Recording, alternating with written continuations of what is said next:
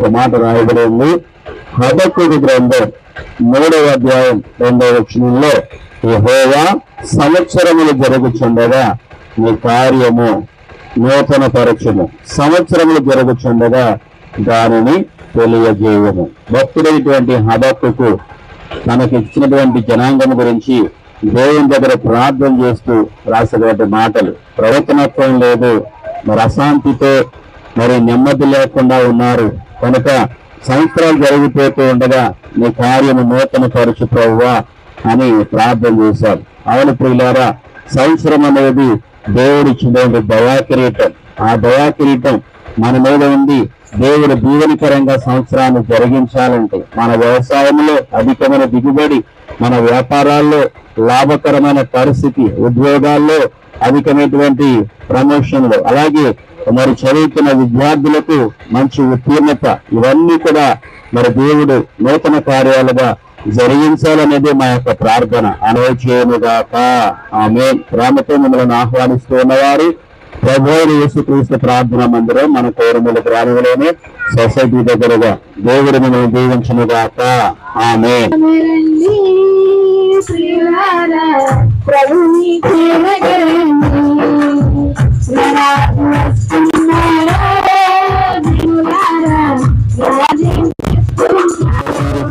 నూతన సంవత్సర శుభాకాంక్షలు ప్రయోజనానికి గృహాల ముందుకు వచ్చాము.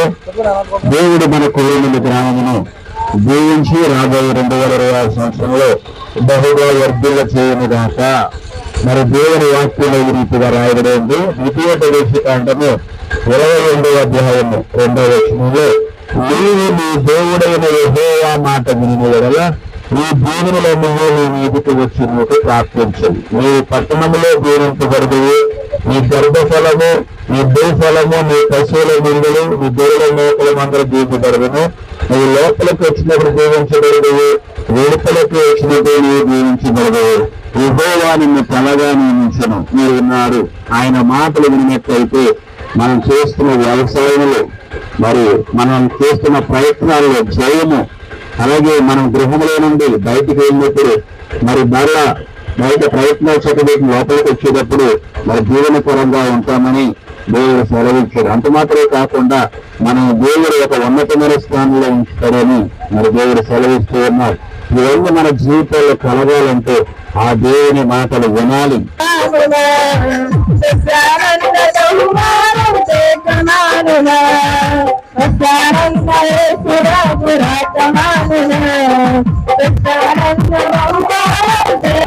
ప్రభువుని యేసునందు విశ్వాసముంచును, అప్పుడు నీవును నీ ఇంటివారును రక్షణ పొందుదురు. ఏ భేదమును లేదు, అందరూ పాపము చేసి దేవుడు అనుగ్రహించే మహిమను పొందలేకపోవచ్చున్నారు. కాబట్టి నమ్మవారు కృపచేతని క్రీస్తు యేసునందును విమోచనము ద్వారా ఉచితముగా నీతిమంతులమై తీర్చబడుతున్నారు. దేవుడు లోకమును ఎంతో ప్రేమించును. పాపము వలన వచ్చే జీవితము మరణము.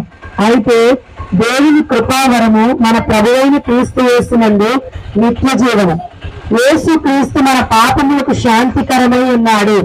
ఇదిగో ఇప్పుడే మిక్కిలి అనుకూలమైన సమయము. ఇదిగో ఇదే రక్షణ దినము. యేసు చెప్పెను, ప్రయాసపడి భారము మోసుకొనుచున్న సమస్త జనులారా నా యొద్దకు రండి, నేను మీకు విశ్రాంతి కలుగజేతును. పాపులను రక్షించుటకు క్రీస్తు యేసు లోకమునకు వచ్చిన వాక్యము నమ్మదగినది, పూర్ణాంగీకారమునకు యోగ్యమునై ఉన్నది. బోలో యేసుక్రీస్తు మహారాజుకు, బోలో యేసుక్రీస్తు మహారాజుకు, కలవరానైన యేసయ్యకు. హల్లెలూయా. చిన్న ప్రార్థన. అందరూ కూడా కళ్ళు మూసుకోనండి. చిన్న ప్రార్థన మన గ్రామం కొరకు చేద్దాం. స్తోత్రమయ్యా పరిశుద్ధుడా దేవా, మా కోరమిల్లి గ్రామాన్ని ప్రభువా నాయన 2025 సంవత్సరం ఎంత మట్టుకు కూడా ప్రభువా క్షేమమిచ్చి నడిపించావు తండ్రి, నీకు వందనాలు. అందరూ కూడా పాడి పంటలతో ఉన్నటువంటి వారయ్యా, రైతులు తండ్రి ప్రభువా, ప్రతి రైతును కూడా మీరు దీవించండి, వారి రెక్కల కష్టార్జితాన్ని దీవించండి ప్రభువా, నీ కృపలో భద్రపరచండి ప్రభువా, ఆయుర ఆరోగ్యాలు ఆత్మీయ బలమును దయచేయండి ప్రభువా, మీ నడిపింపును దయచేయండి. మా గ్రామం చుట్టూ కూడా ప్రభువా నీ దేవదూతల కంచి వేయండి. ఏ దుష్టుడు ఏ దురాత్మ ఆయన ఆవరించకుండా ప్రభువా ప్రవేశించకుండా నీ పరిశుద్ధాత్మ కంచెను దయచేయండి ప్రభువా. దేవా, ప్రతి కుటుంబాన్ని నీ యొక్క దీవెనలతో నింపండి, శాంతి సమాధానం కొంచున్నాము తండ్రి, ఆమేన్.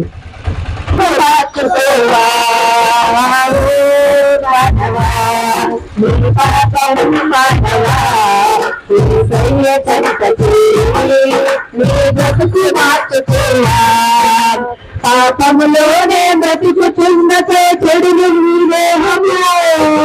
పాపములోనే మరణించి తప్పను నరకము.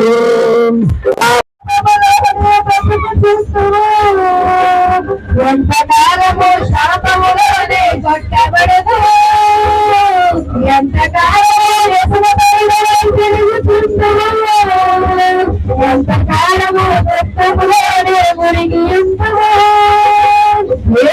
నుండి పాపల నుండి విడుదల పొందుము. యేసయ్య తన రక్తంతో పాపం కడుగును. యేసు నుండి పాపల నుండి విడుదల పొందుము.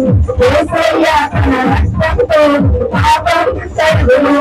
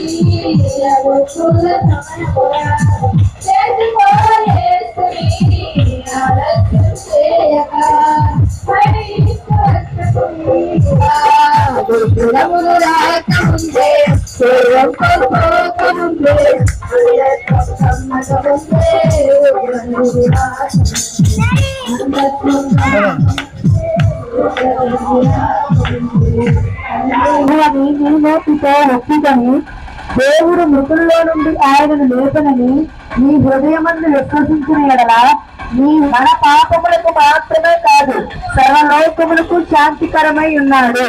మన పాపములను ఒప్పుకొనిన ఎడల ఆయన నమ్మదగిన వాడును నీతిమంతుడును కనుక మన పాపములను క్షమించి సమస్త దుర్నీతి నుండి మనలను పవిత్రులుగా చేయును.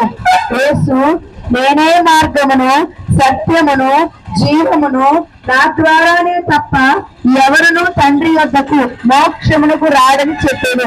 తిరిగి వారును అవిశ్వాసులను అసహ్యులను బలహంతకులను వ్యభిచారులను మాంత్రికులను విగ్రహారాధికులను అబద్ధికులందరూ అగ్ని గంధకములతో మండు గుండములో పాలు పొందుదురు. ఇది రెండవ మరణము. యేసు చెప్పెను, ప్రయాసపడి భారము మోసుకొనుచున్న సమస్త జనులారా నా యొద్దకు రండి, నేను మీకు విశ్రాంతి కలుగజేతును. యేసు నమ్ముట నీవాడైతే నమ్మువానికి సమస్తమును సాధ్యమే అని చెప్పాను. నమ్మి బాప్తిస్మము పొందిన వాడు రక్షింపబడును, నమ్మని వానికి శిక్ష విధింపబడును.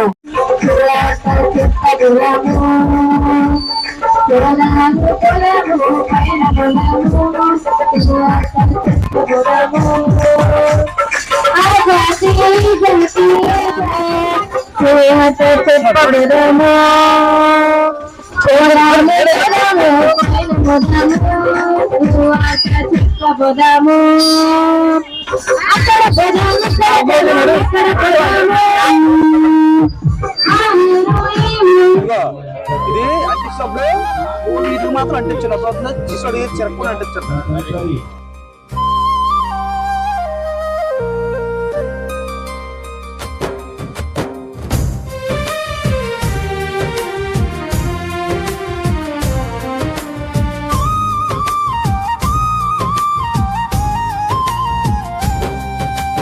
మహనీయుడా మహోన్నతుడా గడచిన వత్సరం కాచినవాడా,